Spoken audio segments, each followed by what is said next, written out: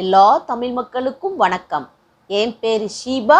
Welcome to Sheeba சமையல். இன்னைக்கு நம்ம வீட்டு சமையல்ல ஹெல்த்தியான லட்டு தான் செய்ய போகிறோம். அதுவும் சுகர் கீ எதுவுமே பயன்படுத்தாம. ஃபர்ஸ்ட் இந்த ரெசிபி பண்ணுறதுக்கு ஒரு கடாயில் 1 கப் அளவுக்கு ஆளி விதைகள் சேர்த்துக்கிடலாம். இது வேறு ஒன்றும் இல்லை, ஃப்ளாக் சீட் தான். இதில் நிறைய ஹெல்த் பெனிஃபிட்ஸ் இருக்குது. ஆனால் அதே சமயத்தில் அளவுன்படி தான் நம்ம இதை பயன்படுத்தணும். ஒரு நாளைக்கு 1 அப்படி இல்லைன்னா 1.5 ஸ்பூன் வீதம் தான் இதை பயன்படுத்தணும். இதை நல்லா வறுத்து எடுத்துக்கோங்க. இதை வறுத்ததுக்கு அப்புறம் தான் நம்ம பயன்படுத்துகிறோம் அப்படின்னா அதில் உள்ள ஃபுல் ஹெல்த் பெனிஃபிட்ஸுமே நம்மளுக்கு கிடைக்கும். நம்ம அரிசி வறுத்தோம் அப்படின்னா நல்லா பொரிஞ்சு வரும் பாருங்கள். இப்போ அதனுடைய சத்தத்தை பாருங்கள், நல்லா படப்படன் பொரிஞ்சு வந்து பாருங்கள். இதை மாதிரி நல்லா நம்மளுக்கு பொரிஞ்சு வரணும். அதை மாதிரி தீயை கொஞ்சம் மீடியம் ஃப்ளேமில் வச்சுக்கோங்க. ரொம்பவும் கருக விட்டுறாதீங்க, கொஞ்சம் லோ ஃப்ளேம்லேயும் வச்சுக்கோங்க. மாற்றி மாற்றி வச்சு இதை நல்லா வறுத்து எடுத்துக்கோங்க. முதல்ல இருந்ததுக்கும் இப்போ இருந்ததுக்கும் உங்களுக்கு நிறம் பார்த்தாலே தெரியும் நினைக்கிறேன். இந்த அளவுக்கு நல்லா வறுத்ததுக்கு அப்புறமா இதை அப்படியே வேற ஒரு பிளேட்டுக்கு மாற்றி நல்லா ஆற விட்டுருங்க. இப்போ அதே கடாயிலேயே 1 கப் அளவுக்கு பம்கின் சீட் எடுத்துக்கிடலாம்.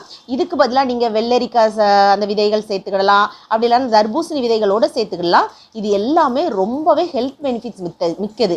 ஆனால் அதே சமயத்தில் இதை நல்லா பயன்படுத்துகிற விதத்தை பொறுத்து தான் நம்மளுக்கு அது அதனுடைய முழு சத்துமே நம்மளுக்கு கிடைக்கும். இப்போ இதையும் நல்லா வறுத்து எடுத்துக்கோங்க. இதுவும் லைட்டாக அப்படியே பொரிஞ்சு வருது பாருங்கள். இப்போ இதனுடைய நிறமும் நல்லா நம்மளுக்கு மாறி வந்திருக்கு. நல்லா கிறிஸ்பியாக இருக்கணும். ஆறுனதுக்கப்புறம் பார்த்தீங்கன்னா அப்போ தான் நம்மளுக்கு லட்டு வந்து கொஞ்ச நாளைக்கு வெளியே வச்சுருந்தா கூட கெட்டு போகாமல் இருக்கும். இந்த அளவுக்கு நல்லா வறுத்து எடுத்ததுக்கு அப்புறமா இதை அப்படியே அந்த ஃப்ளாக் சீட் கூடயே நம்ம சேர்த்து ஆற விட்டுடலாம். இப்போ அதே கடாயிலே 1 கப் அளவுக்கு நான் கருப்பு எள்ளு சேர்த்துருக்கிறேன். இந்த எள்ளுமே பார்த்திங்கன்னா நல்லா பொரிஞ்சு வரணும். இந்த எள்ளில் நிறைய தூசு மண் இருக்கிறதுனால முதல்ல நல்லா அரிச்சு எடுத்துக்கோங்க.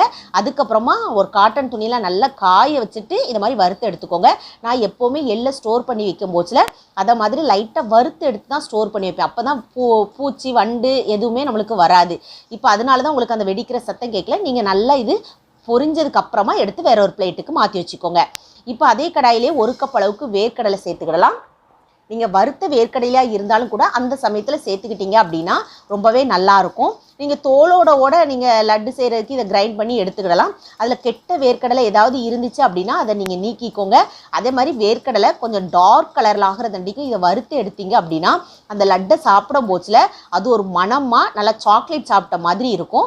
இதையும் வறுத்தெடுத்ததுக்கப்புறமா வேற ஒரு பிளேட்டுக்கு மாற்றி வச்சுக்கோங்க. இப்போ நம்ம ஆளி விதையும் வறுத்தாச்சு, பம்கின் சீடையும் வறுத்தாச்சு, எள்ளையும் வறுத்தாச்சு, வேர்க்கடலையும் வறுத்தாச்சு. இப்போ இது எல்லாத்தையுமே நல்லா ஆற விடணும். இப்போ எல்லாத்தையும் நல்லா ஒன்று போல் கலந்து எடுத்துட்டு இதை ஆற விட்டுக்கோங்க. ஆறுனதுக்கப்புறமா அதனுடைய சவுண்டை பாருங்கள். இதை மாதிரி தான் நம்மளுக்கு சவுண்டு இருக்கும். அப்போ நம்ம நல்லா ஆறுனதுக்கப்புறம் மிக்சியில் போட்டு கிரைண்ட் பண்ணி எடுத்துக்கலாம். இன்றைக்கி இனிப்புக்காக நான் கருப்பட்டி தான் சேர்த்துருக்கிறேன். நல்லா ஒரிஜினலாக பார்த்து நீங்கள் அந்த கருப்பட்டியை யூஸ் பண்ணிக்கோங்க. அடுத்ததாக பேரிச்சம்பழம் ஒரு 1/2 கப் அளவுக்கு சேர்த்துருக்கிறேன். நல்லா சாஃப்டான பேரிச்சம்பழமாக பார்த்துக்கோங்க. உள்ளே இருக்கிற அந்த விதையை நீக்கிக்கோங்க. இந்த பேரிச்சம்பழம் நம்ம லட்டு பிடிக்கிறதுக்கு நல்லா ஹெல்ப்ஃபுல்லாகவும் இருக்கும், அதே சமயத்தில் ரொம்பவே டேஸ்டியாகவும் இருக்கும். இப்போ இதை நம்ம கொஞ்சம் கொஞ்சமாக சேர்த்து கிரைண்ட் பண்ணி எடுத்துக்கோங்க. அந்த வேர்க்கடலை அந்த எள்ளில் உள்ள எண்ணெய்லாம் நம்ம கிரைண்ட் பண்ணும்போதுல லைட்டாக பிரிஞ்சு வந்து அதனுடைய பதம் இந்த அளவுக்கு கிடைக்கும். இப்போ பாருங்கள், உங்களுக்கு பார்த்தாலே தெரியும். நம்ம உருண்டை பிடிக்கிறதுக்கு ரொம்பவே சுலபமாக இருக்கும்.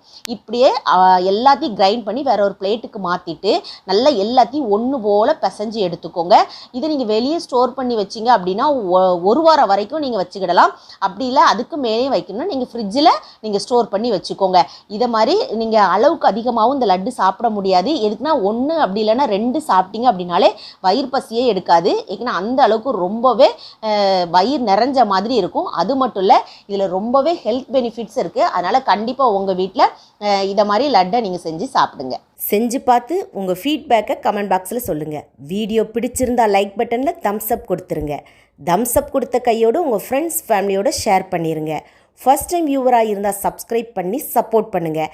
நான் இன்னொரு வீடியோவில் இன்னொரு வித்தியாசமான சுவையான மனமான ரெசிபியோடு நான் உங்களை சந்திக்கிறேன்.